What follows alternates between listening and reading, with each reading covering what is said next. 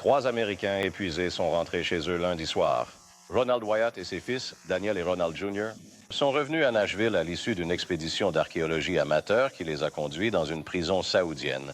Ils sont entrés illégalement en Arabie saoudite à la recherche du site du mont Sinaï biblique. Ronald Wyatt et ses fils sont avec nous dans les studios de notre affilié de Nashville, WTVF, pour tout nous raconter.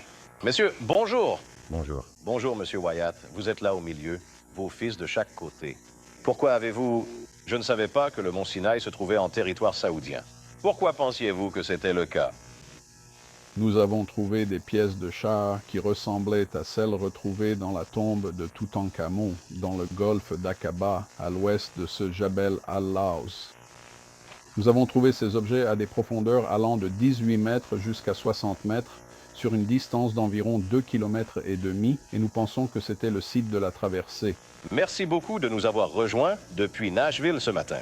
Bon retour parmi nous. Merci. Merci. Vous, c'est agréable d'être de retour? Lorsque Ron a trouvé les pièces de char dans le golfe d'Aqaba, cela lui a indiqué que le mont Sinaï se trouvait de l'autre côté de la rive, là-bas. Alors, lorsqu'il a examiné les cartes aériennes auxquelles il avait accès, il a remarqué une zone qui semblait être entourée par le rebord d'un ancien volcan. Et d'après ses calculs, il a estimé cette zone à environ 5000 acres carrés. Et il savait que cela serait certainement assez grand pour être le campement des Israélites. Il a également remarqué qu'il y avait une autre petite forme d'amibe juste de l'autre côté qui, selon lui, pouvait probablement contenir le camp de la multitude mélangée qui était venue avec les Israélites, car il leur avait été dit qu'ils ne pouvaient pas rester dans le camp. Ils devaient rester à l'extérieur du camp.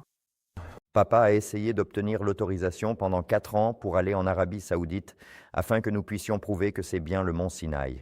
Voici l'endroit où ils ont tout traversé, tout le parcours, pour que tout le monde connaisse toute l'histoire, et ils ne voulaient pas nous donner l'autorisation. Et ils continuaient à faire des demandes, encore et encore. Ils ne voulaient pas le faire. Notre père ne voulait pas que nous allions en Arabie Saoudite. Nous étions en Jordanie. Il voulait que nous restions en Jordanie à traîner simplement. Nous avions de l'argent, on pouvait aller manger et faire ce qu'on voulait. Il suffisait d'attendre qu'il revienne.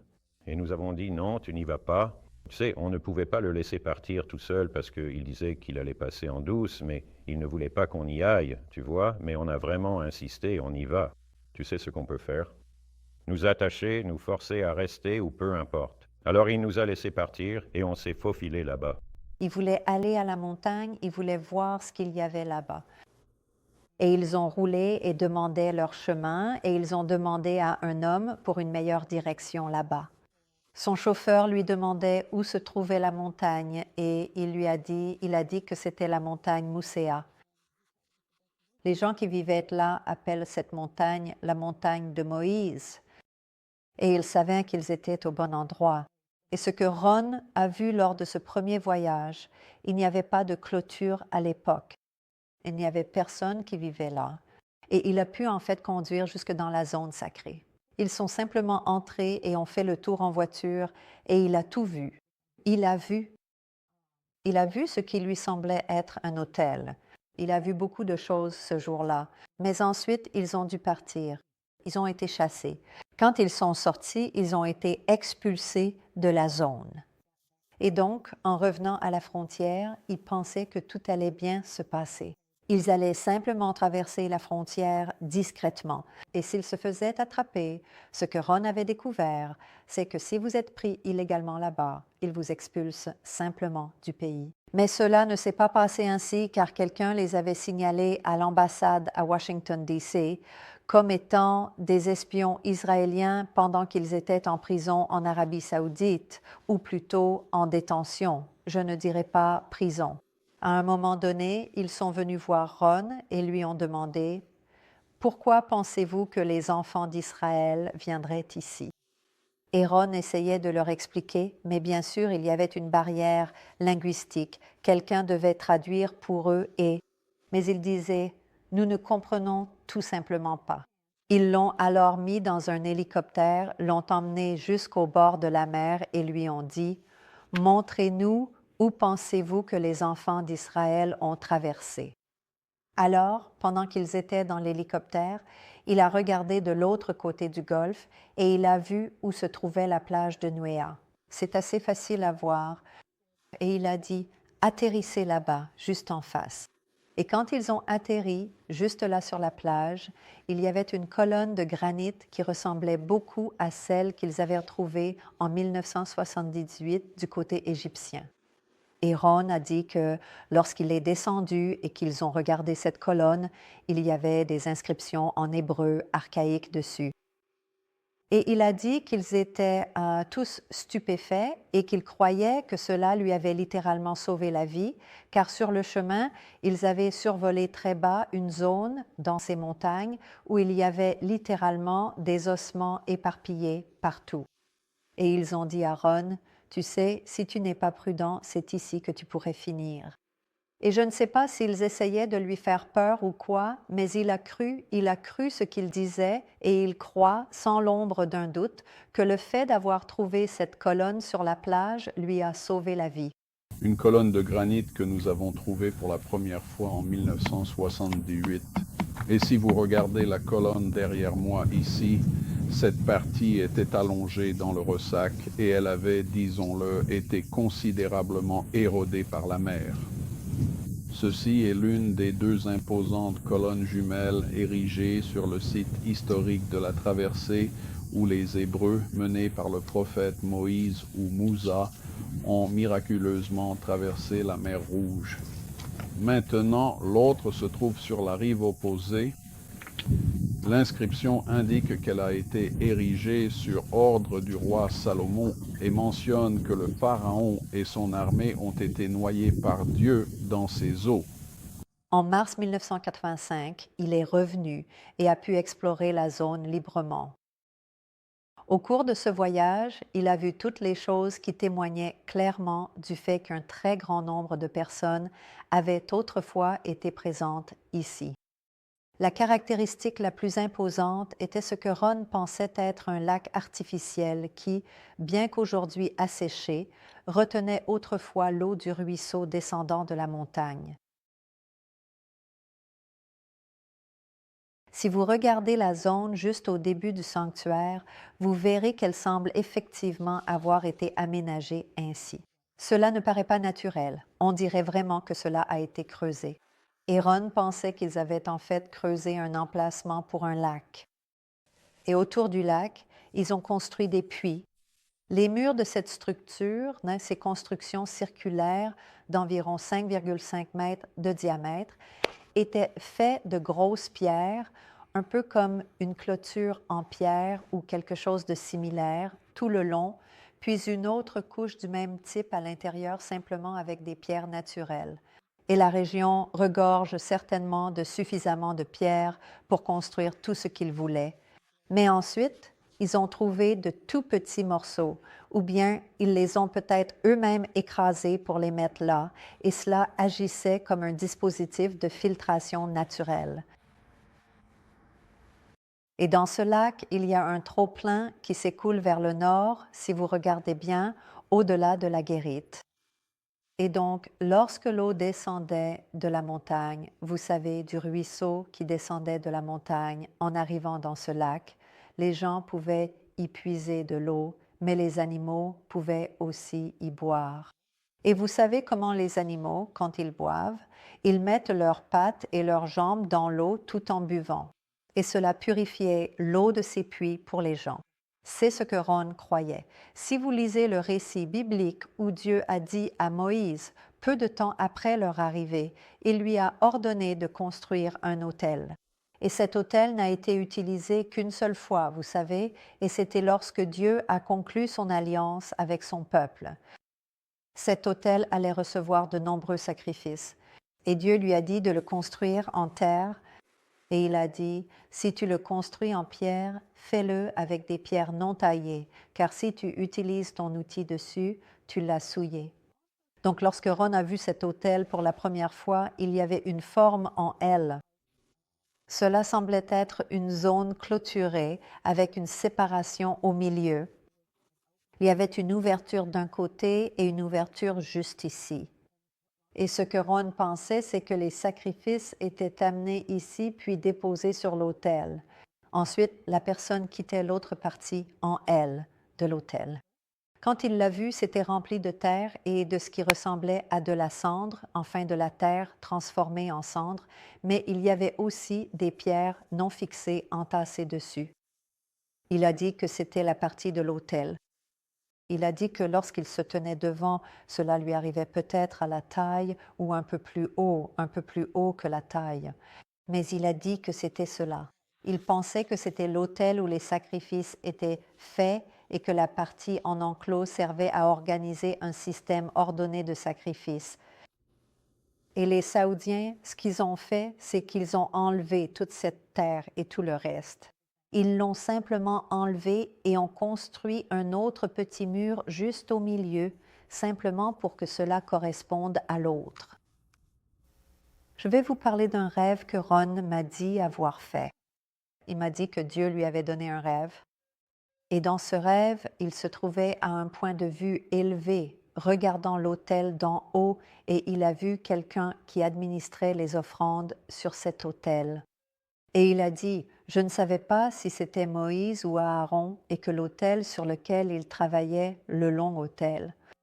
Donc, je sais que Ron croyait que c'était un autel de terre contenant des pierres non taillées. Il y en a autour des morceaux d'environ 23 pouces de diamètre et ils sont éparpillés partout là-bas. Il y en a beaucoup. Et ce que les Saoudiens qui étaient là avec Ron en 1985 lui ont dit, c'est qu'il y avait un bâtiment là-bas, qu'il était rond, avec des colonnes en marbre et un sommet arrondi. Et puis, ils ont dit que dans les années 1930, je crois, il a été démonté et emporté à Hegel pour être utilisé dans une mosquée. Ils ont dit qu'il avait été construit par Salomon le Grand. Ce qui a amené Ron à penser que cette histoire avait probablement beaucoup de crédibilité parce que la colonne qu'il était certain d'avoir trouvée, qu'ils avaient vue sur la plage, portait le nom de Salomon et que celle-ci aussi portait le nom de Salomon. Mais Ron a effectivement trouvé là-bas un morceau de marbre blanc avec une inscription dessus et il l'a tout de suite reconnu comme étant de l'hébreu araméen. Et il l'a rapidement emporté en haut de la colline et a essayé de l'enterrer. C'est ici que le peuple est retombé dans ses anciennes habitudes. Lorsque Moïse était sur la montagne avec Dieu pendant 40 jours, croyant qu'il ne reviendrait pas, ils ont convaincu Aaron de fabriquer un veau d'or et un autel afin qu'ils puissent adorer les anciens dieux d'Égypte. Cet autel se dresse encore, orné de représentations de vaches et de dieux taureaux dans le style de l'Égypte ancienne. Maintenant, la Bible dit que Moïse a détruit le veau d'or. Il l'a d'abord brûlé, puis il l'a brisé en morceaux, l'a réduit en poudre, ce que nous appellerions de la poussière d'or. Puis il l'a versé dans l'eau et a obligé le peuple à la boire. Eh bien, on sait ce que faisaient ceux qui ont dû boire cette substance pendant les 4 ou 5 jours suivants, vous voyez, car la présence de métal dans le système digestif, disons-le ainsi, vous occupe vraiment et de manière significative tant qu'il n'est pas complètement évacué de votre organisme. Maintenant, mais au sommet de la plus grande pierre de cet autel, qui est une structure monumentale et impressionnante, et qui fait probablement au moins 3 mètres de longueur sur 4 mètres de largeur, je reste prudent dans mes estimations. Il y a un endroit distinct où quelque chose a été méticuleusement creusé sur le dessus de cette imposante surface rocheuse, laissant une marque permanente et intrigante. Eh bien, ce que j'ai vu et ce que ceux qui étaient avec moi ont vu sur le dessus de cet autel, c'est un endroit où du métal a été meulé sur cette pierre. Et cela mesurait environ 1,80 m de long. Ce n'était pas exact. Vous savez, ce n'est pas un rectangle parfait à cause de la façon dont cela a été meulé, et ça fait environ 1,20 m de large. Et j'ai obtenu une puissante détection d'or juste devant cette pierre. Alors je me suis dit, eh bien, il doit y avoir quelque chose sur le dessus ou derrière ce truc.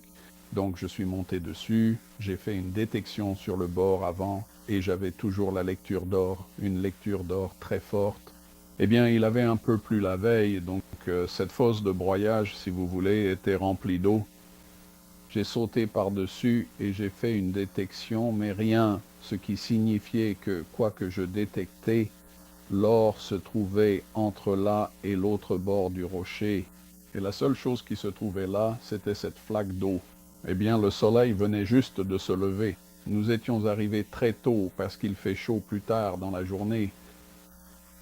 L'angle du soleil sur l'eau la rendait rouge sang. Je veux dire, ça ressemblait vraiment à une flaque de sang, du sang frais en plus. Bref, dans un coin de ma tête, je me souvenais que l'or, les petites particules d'or, ont tendance à rendre un matériau clair et translucide rougeâtre. Et bien sûr, l'oxyde de fer fait cela encore mieux, et peut-être que c'est quelque chose que Dieu a fait exprès pour que cela ne passe pas inaperçu. Alors je me suis mis à quatre pattes et vous savez, j'ai regardé au fond de ce truc et il y avait de la poussière d'or. En fait, incrusté dans la pierre. N'est-ce pas? Oui. Et donc, je n'ai aucun doute que c'est là que Moïse a broyé cette chose. Et bien sûr, l'eau dans laquelle il l'a mise aurait été celle du ruisseau qui descendait de la montagne. Il y a des sommets noircis qui sont le résultat d'une activité volcanique.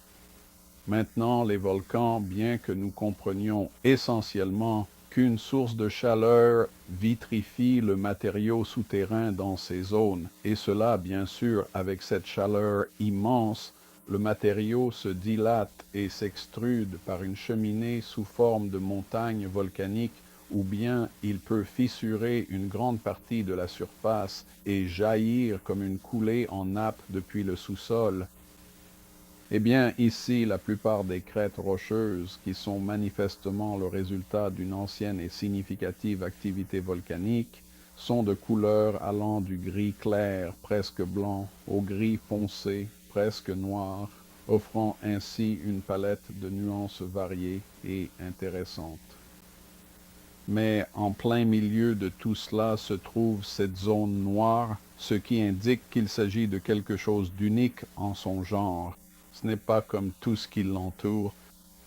Est-il possible que le sommet noirci soit peut-être un bouchon ou une extrusion qui a traversé la surface? Cela ne semble absolument pas être le cas, car ceux qui l'ont attentivement examiné nous disent que ce matériau sombre ne s'étend que sur une très faible profondeur et qu'en dessous se trouve ce matériau grisâtre typique et caractéristique du reste de la région environnante. Donc c'est juste tout en haut que c'est noirci, comme si cela avait été brûlé et roussi à cet endroit précis. N'est-ce pas?